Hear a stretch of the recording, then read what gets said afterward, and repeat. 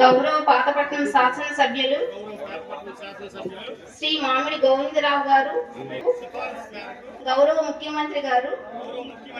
శ్రీ నారా చంద్రబాబు నాయుడు గారు నన్ను పాతపట్నం వ్యవసాయ మార్కెట్ కమిటీలో చైర్మన్, డైరెక్టర్గా నన్ను నియమించి నాకు అప్పగించిన బాధ్యతలను సక్రమంగా నెరవేర్చి పాతపట్నం వ్యవసాయ మార్కెట్ కమిటీ పరిధిలో గల రైతులు,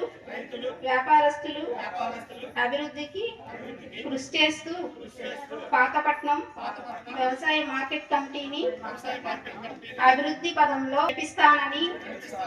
దైవ సాక్షిగా ప్రమాణం చేయుచున్నాను.